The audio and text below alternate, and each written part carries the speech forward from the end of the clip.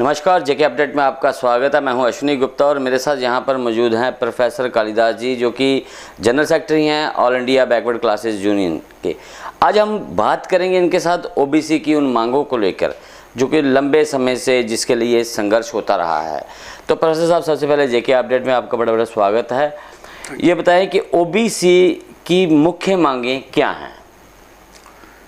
आपने हमें स्टूडियो में बुलाया, आपका बहुत बहुत शुक्रिया। जम्मू कश्मीर के अंदर ओबीसी की जो सबसे बड़ी डिमांड थी वो थी मंडल रिपोर्ट की इम्प्लीमेंटेशन। 1992 में सुप्रीम कोर्ट की जजमेंट थी कि 27% रिजर्वेशन ओबीसी को मिलनी चाहिए।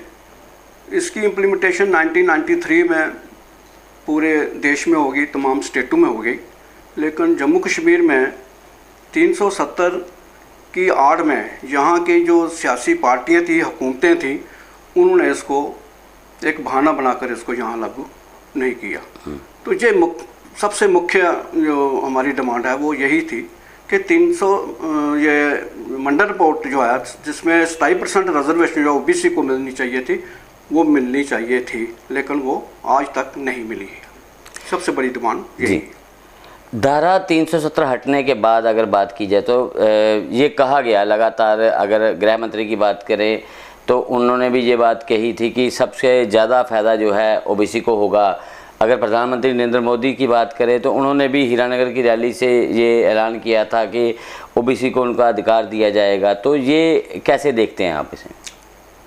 वैसे तो 370 आर्टिकल के अंदर कोई भी ऐसी क्लॉज नहीं थी जिसमें ये लिखा गया था कि कॉन्स्टिट्यूशन राइट्स जो हैं वो लोगों के रोके जाएंगे, चाहे वो एससी के हों, चाहे एसटी के हों, या ओबीसी के हों, या जनरल कैटेगरी के हों। वो राइट्स उसमें रोकने की बात नहीं थी। सिर्फ उसमें ये क्लॉज थी कि कोई भी कानून अगर पार्लियामेंट में बनता है या सुप्रीम कोर्ट की कोई जजमेंट आती है तो यहाँ की जो सरकार है, जो भी होगी मौजूदा सरकार, वो उसको असेंबली में पास करके इसको लागू करेंगे।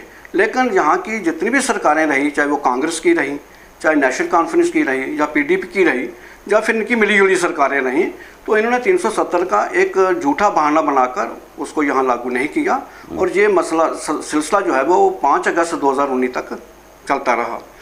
5 अगस्त 2019 में तो पार्लियामेंट के अंदर आर्टिकल 370 जो है उसको तो एब्रोगेट सरकार ने कर दिया है।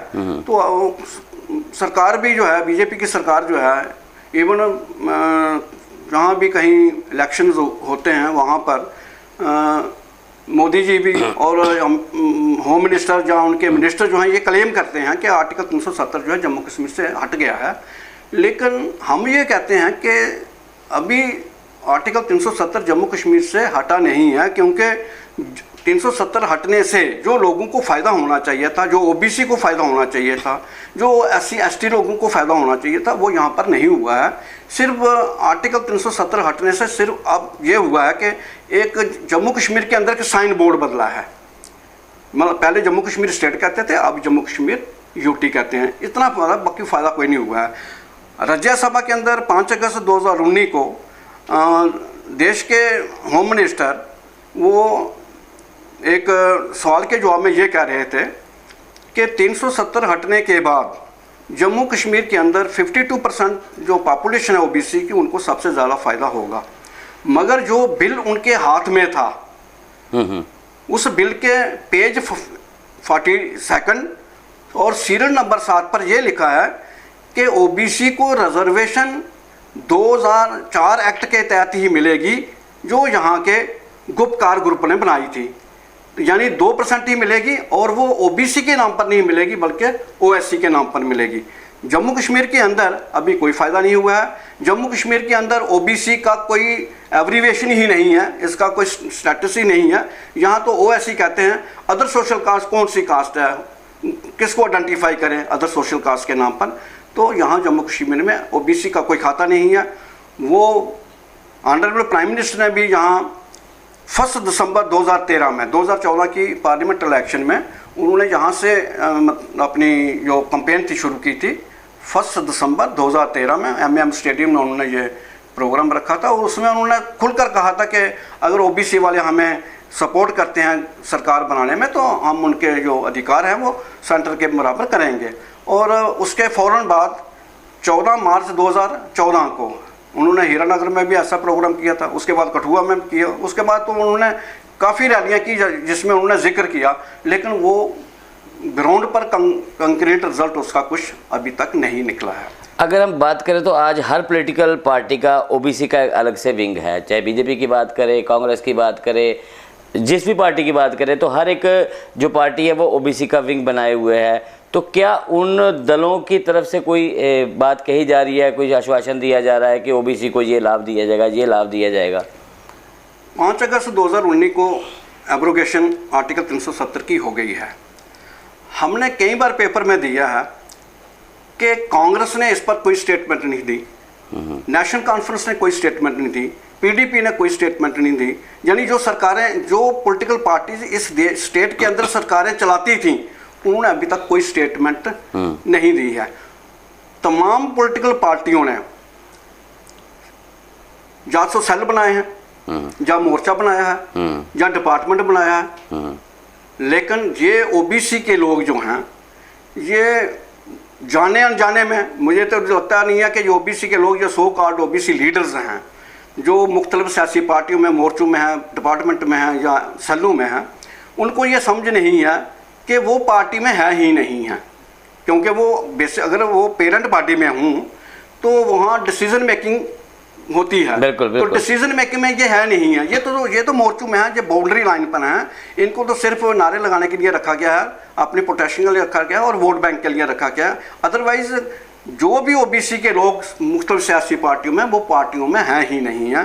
तो इसलिए उनको ये लगता है कि जब ये पार्टी, हम लोग जो हैं, ये हमारी पार्टियों में बिना किसी मकसद के काम करने, तो इनकी बात करने का कोई मतलब नहीं है। हाँ, जो कोई पार्टी करती है बात, अभी जो अपनी पार्टी है, अपनी पार्टी ने मुर्मू से डेपुटेशन में गए थे, वो मुर्मू से उन्होंने मेमोरेंडम रखा था, वो मेमोरेंडम हमने अपने पास रखा है। अपनी पार्टी ने ओबीसी की कोई बात नहीं कही है। इस तरह किसी मीटिंग में वो बोलते हैं, उनके जो आगे लीडर हैं वो बोलते हैं, जिनका कोई मतलब नहीं है। और इस तरह अभी तक कोई भी सियासी पार्टी जो है वो ओबीसी के हक में नहीं है। इवन बीजेपी ने, जिसने इतना बड़ा मतलब प्रॉमिस किया था, तो उनके 8 साल से वो सिर्फ स्वाय अश्योरेंस के, वो अश्योरेंस ही है, कंक्रीट इसमें कुछ नहीं है और लगता भी नहीं है कि ऐसा कुछ होगा। अब कल प्रधानमंत्री जी जम्मू में आएंगे, पहले भी वो बहुत बार आए थे, तो कल भी वो आ रहे हैं। तो हमारे जो लोग हैं, they are helpless to under the prime minister on for various reason. OBC प्रधानमंत्री जी कहते हैं कि मैं ओबीसी का हूँ, मैं ओबीसी तो तल करता हूँ, लेकिन प्राइम मिनिस्टर मोदी जी ने अभी तक ये साबित नहीं किया कि वो ओबीसी के हैं या नहीं हैं। अगर वो होते तो ओबीसी की सेंसस किसने करानी थी? ओबीसी की सेंसस तो उन्होंने करानी थी। ओबीसी की सेंसस 1931 में अंग्रेज़ों ने कराई थी, उसके बाद किसी ने आज तक नहीं कराई। और पार्लियामेंट के अंदर बीजेपी ने ये साफ रिफ्यूज़ कर दिया था कि हम ओबीसी की सेंसस नहीं कराएंगे। तो इसका मतलब क्या हुआ? ओबीसी के नाम पर प्रधानमंत्री ने सिर्फ वोट लिए, लेकिन ओबीसी साबित करने में वो असमर्थ हैं। मंडल रिपोर्ट लागू होनी चाहिए थी जम्मू कश्मीर में, अगर उन्होंने वादा भी किया था और ओबीसी के भी हैं तो उनको करना चाहिए था। जिस प्रकार से आपने अभी कहा कि जो ड्राफ्ट रिपोर्ट 5 अगस्त 2019 को राज्यसभा में गृह मंत्री जी अमित शाह जी के हाथ में थी, उस रिपोर्ट में ये बात लिखी गई है कि 2% ही आरक्षण ओबीसी को मिलेगा, तो फिर 27% की बात कहाँ से आती है? फिर तो आती नहीं है, वो तो ऐसे बोलते थे। अब आप इसमें देखें कि 5 अगस्त 2019 के बाद उन्होंने अक्टूबर 2019 तक लोगों को इस अश्योरेंस में रखा।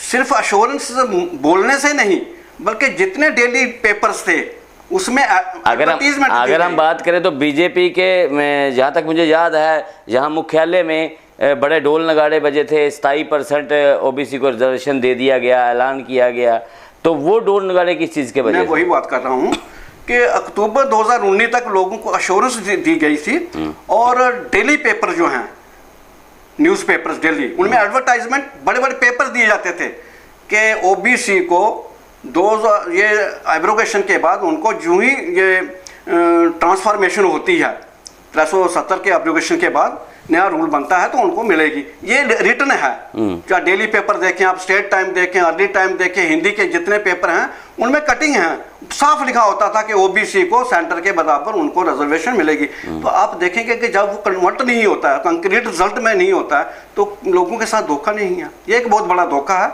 और ये धोखा भी आप देखें कि कोई इतना धड़ल्ले से झूठ बोलकर धोखा है, पेपरों में देकर है, स्टेटमेंटें देकर है, मगर उसको कंक्रीट रिजल्ट में नहीं बदला, उसको रिजल्ट में नहीं बदला, ग्राउंड पर कुछ नहीं है, सब जीरो झूठ है।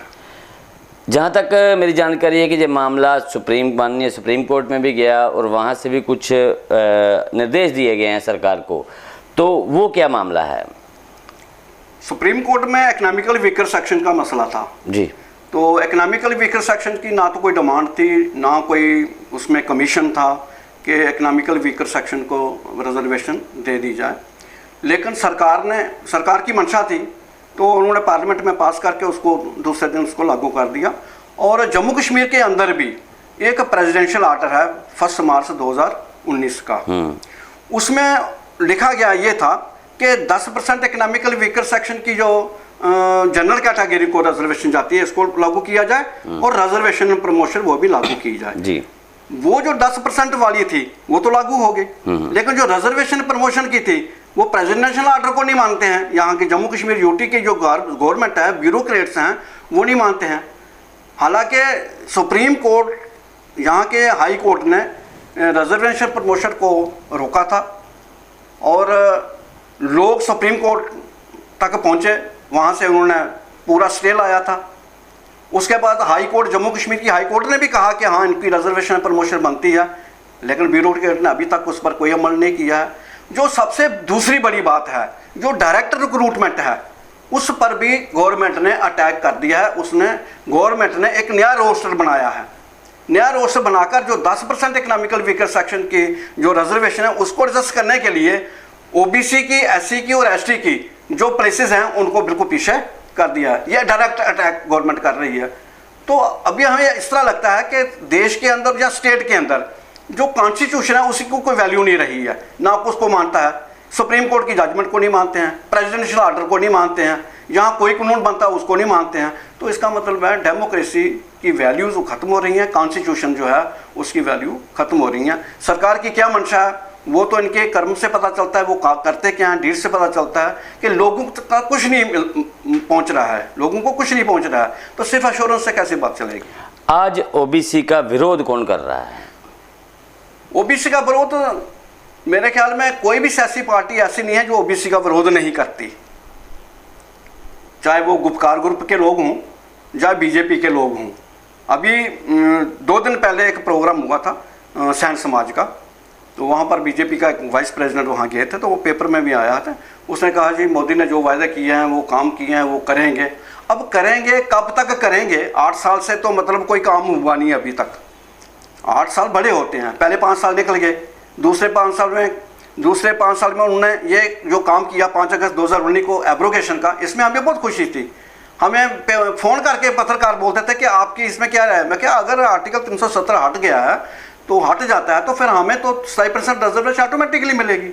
लेकिन वही जो बात मैंने पहले कही कि वो जो बिल था होम मिनिस्टर के हाथ में, जिस पर वो अश्योरेंस दे रहे थे, उसी बिल के पेज 42 पेज नंबर 7 पर। ऐसे में आप समझते हैं कि आज धारा 370 जम्मू कश्मीर से हट चुकी है? बिल्कुल नहीं हटी यार, ये लोगों को बताने के लिए है, जहाँ दुनिया को बताने के लिए है। जम्मू कश्मीर के लोग जिनकी मेजॉरिटी पॉपुलेशन है, जहाँ 60% ओबीसी के लोग हैं, एससी के 8% लोग हैं, एसटी के 10% लोग हैं। आप इनका अंदाज़ा करें कि ये बनते हैं 78% लोग हैं। 78% लोगों को तो कोई फ़ायदा नहीं है, तो फ़ायदा किसको हुआ है?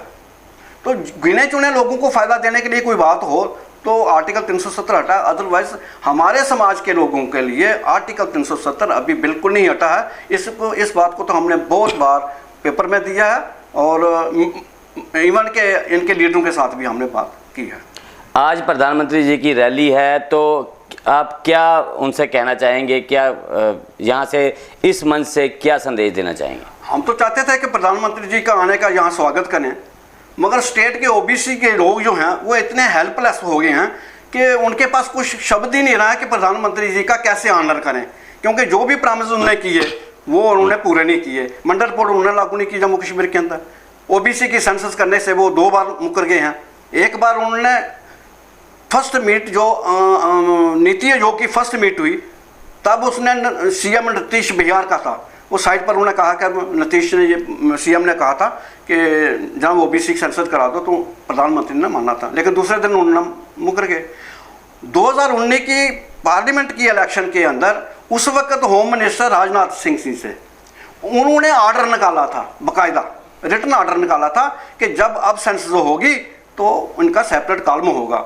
लेकिन जो ही 2019 की इलेक्शन कांग्रेस बीजेपी ने जीती, वो ऑर्डर विदड्रॉ कर लिया गया और सेंसस से मुकर गए हैं। अब इतना सारा कुछ हमारे खिलाफ हो तो आप कोई भी आदमी नहीं कह सकता कि हम क्या किस तरह ऑनर करेंगे। हम we are helpless, we can not honour. अगर हमारी बात कोई सुनेगा तो वी आर विद हिम। अगर वो प्राइम मिनिस्टर जी नरेंद्र मोदी जी यहाँ आकर कोई मतलब कोई अनाउंसमेंट करते हैं, और उनको करनी भी चाहिए, अपने प्रॉमिस को पूरा भी करना चाहिए। देश का प्रधानमंत्री हर वक्त अगर ये तो नहीं कर सकता कि वो अश्योरेंस देगा और कंक्रीट रिजल्ट कोई ना हो। तो देश का प्रधानमंत्री है, लोगों को विश्वास है, लोग उनके साथ चले, ऐसे नहीं चले। थंपिंग मेजॉरिटी है, कोई भी कानून पास करना चाहे वो कर सकते हैं। लोगों ने वोट दिया उनकी अश्योरेंस पर, तो जो उन्होंने प्रॉमिस किए वो भी उनको करने चाहिए। हम तो यही उम्मीद रखेंगे कि कल की रैली में वो अनाउंसमेंट करेंगे कि जम्मू कश्मीर के अंदर जो ओबीसी के लोग हैं, जो एससी के लोग हैं, उनका जो ओबीसी के 27% रिजर्वेशन को लागू होनी चाहिए, क्योंकि यूटी बनी है। यूटी में 27% हर जगह पर है, तो जम्मू कश्मीर में यूटी में क्यों नहीं है। इसी तरह जो एससी के लोग हैं उनका जो हक बनता है, जिसका भी जो हक बनता है वो गवर्नमेंट को और प्राइम मिनिस्टर को यहाँ डायरेक्शन देकर जाना चाहिए आप जी को कि वो इनके हक मसले हल करें। बहुत बहुत शुक्रिया हमसे बात करने के लिए। तो ये थे प्रोफेसर कालिदास जी, जिन्होंने कहीं ना कहीं अगर इनकी बातों से लगता है कि काफ़ी रोष है, जहाँ तक कि उन्होंने तो प्रधानमंत्री पर भी वादा खिलाफी के आरोप जड़े हैं, क्योंकि उनका साफ तौर पर कहना है कि हर बार प्रधानमंत्री आश्वासन दिए लेकिन आज भी एक भी वादा पूरा नहीं किया जाए। अब इनका तो ये कहना है कि अब एक उम्मीद है कि कल जो आज रैली होने जा रही है, उस रैली में अगर प्रधानमंत्री जी कुछ ओबीसी के साथ किया वादा पूरा करते हैं तो बात बनती है, अन्यथा इनके लिए उनका जम्मू कश्मीर आना नहीं आना एक समान है। तो मुझे अश्विनी गुप्ता को कैमरामैन शमी थापा के साथ दें इजाजत। आप जुड़े रहें जेके अपडेट के साथ। जेके अपडेट रहे हमारे साथ। अगर आप ये वीडियो YouTube पर देख रहे हैं तो हमारे YouTube चैनल को सब्सक्राइब करें और बेल आइकन को क्लिक करें। अगर आप ये वीडियो Facebook पर देख रहे हैं तो हमारा Facebook पेज लाइक जरूर करें। For advertisement please contact 7051091811।